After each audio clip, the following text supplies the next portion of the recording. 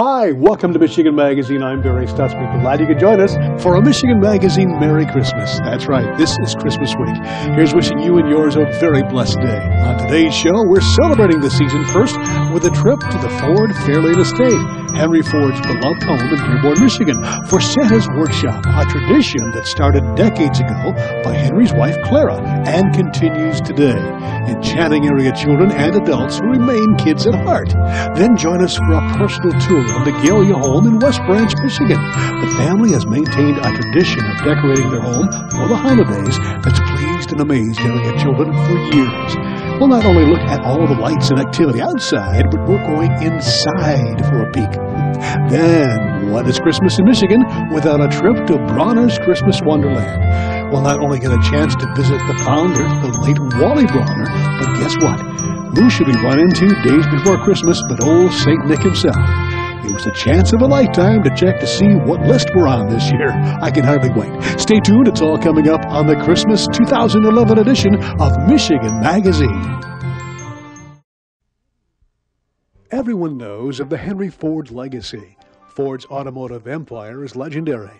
The past few weeks, Michigan Magazine has been exploring the not-so-well-known story of this man and his private life with a tour of his beloved Ford Fairlane Estate near Dearborn, Michigan. On this edition, we explore a Ford family holiday tradition that brought Henry and Clara Ford's love of the Christmas season to the forefront. The tradition of what is known as Santa's Workshop was revived by the folks of the Henry Ford Estate to allow area children and their families an opportunity to experience the excitement and love of this very special time of year as the Fords did when they called the Ford Fairlane Estate their home.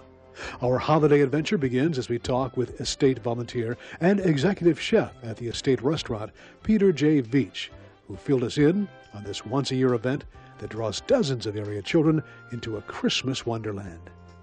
Peter, pleasure meeting you. Very nice meeting you, Barry. And we are at the Henry Ford Fairlane Estate, is that right? Yes, sir. Okay, Yep. and what we have here is, it's in the season, the holiday spirit inside, as Dell was showing you, is beautifully decorated for this holiday season, Christmas.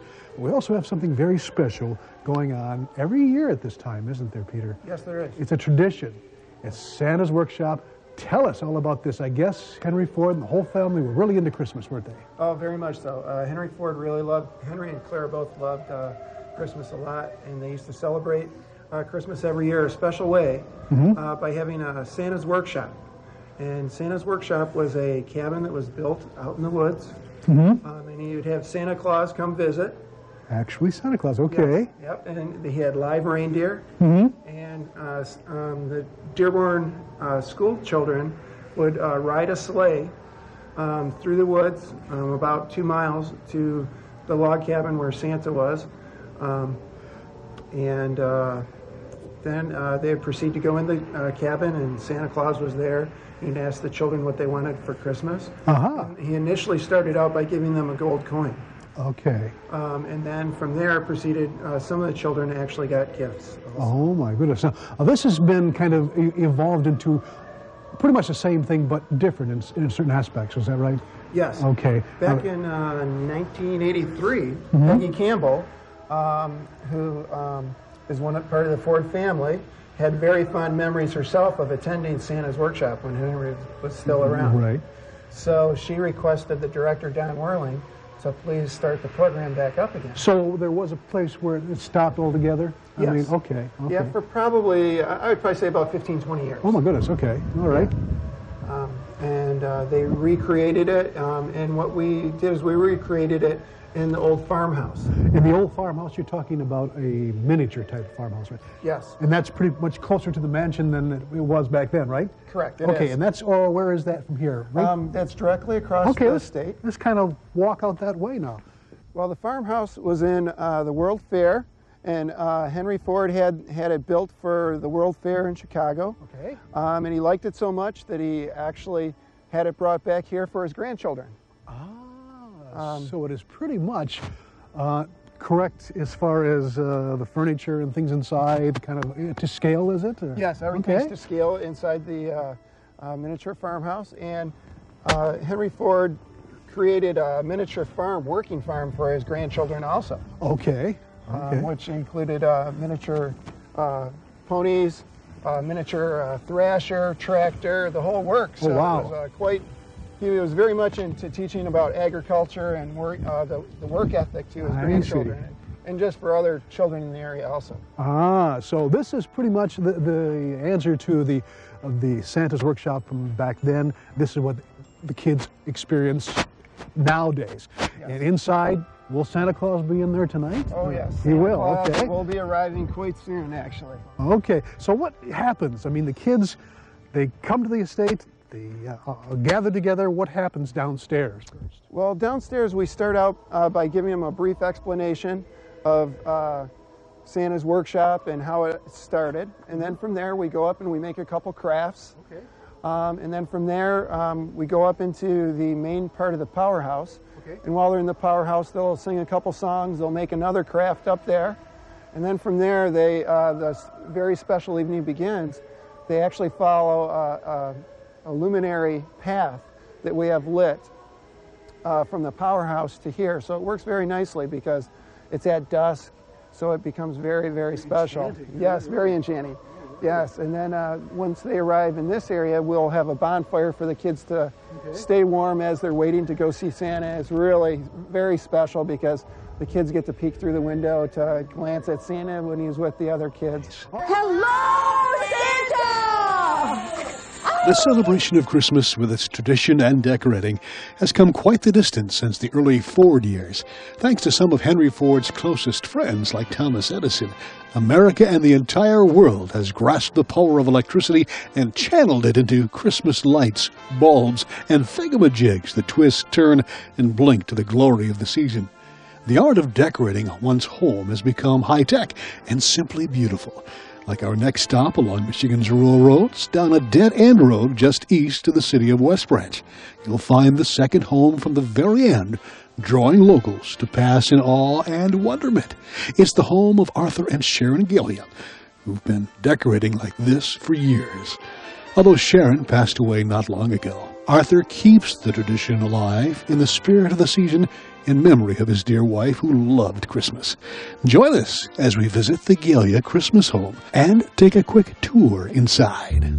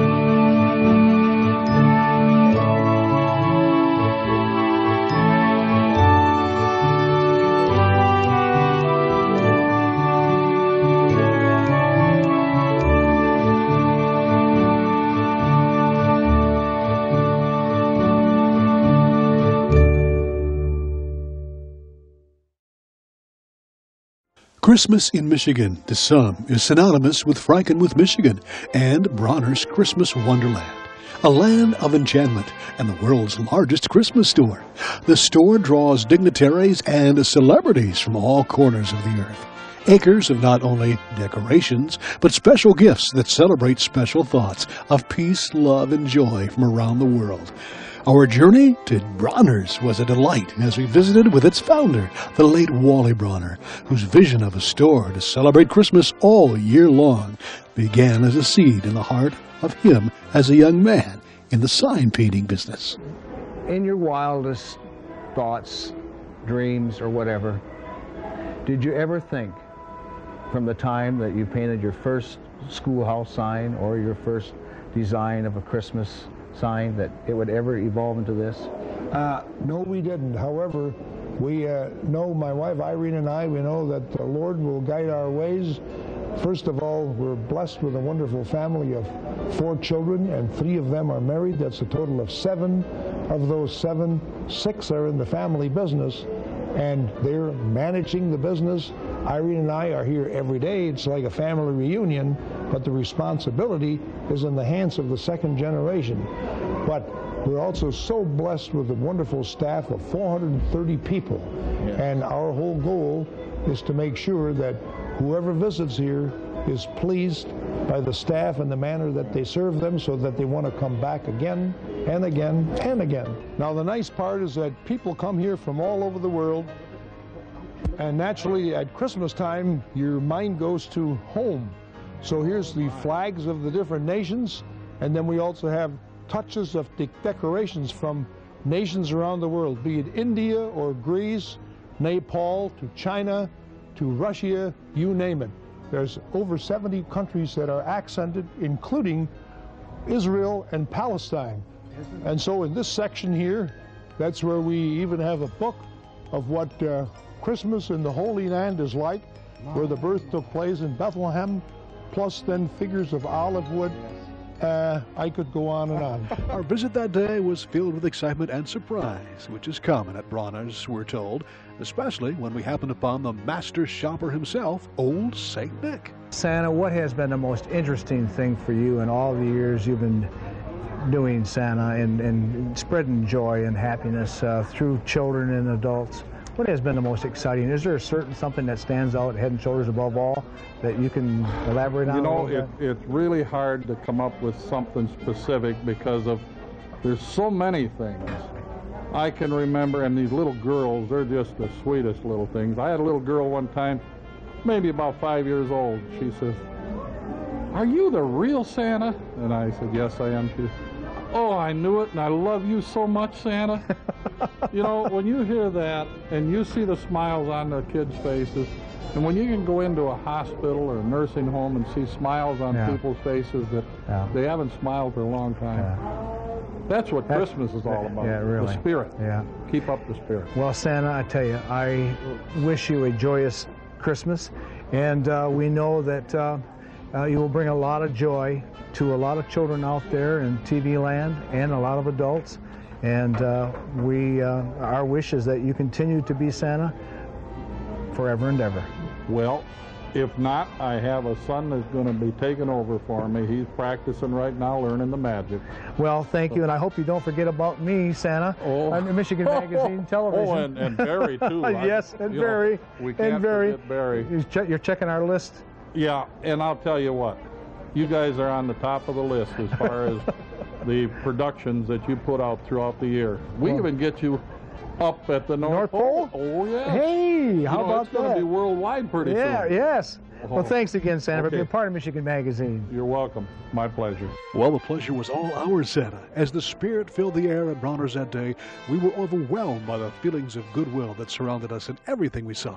Even behind the scenes, one can find an immense amount of magic. Well, when we did leave that day, we were filled with the spirit and ready to take on the coming holiday in traditional style. We'd like to thank the entire Bronner family, employees, and Santa Claus for their gracious hospitality. We'd also like to leave you this holiday season with the words of Wally Bronner and wish you and yours the most joyous Christmas season from all of us at Michigan Magazine.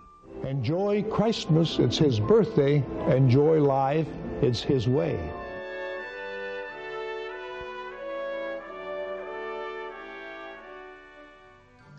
So there you go. Now you know a little bit more about what's off the beaten path in our fine state and how some of us Michiganders celebrate the Christmas season. It's a winter wonderland in our state this time of year. Chilly though it may be, the warmth of family and friends at this time of year puts a glow in our hearts. Also, here's another reminder of the contact site of the food banks and pantries in your area. Please contact them or a local church if you or someone you know may need assistance of any kind. It's been a wonderful year, 2011, for Michigan Magazine. On the next edition, we're going to look back and count our blessings. We hope you'll join us then here on RFD TV. Until then, Merry Christmas. May the peace and blessings of the season keep you warm and safe. And we'll see you here next week or online for another edition of Michigan Magazine.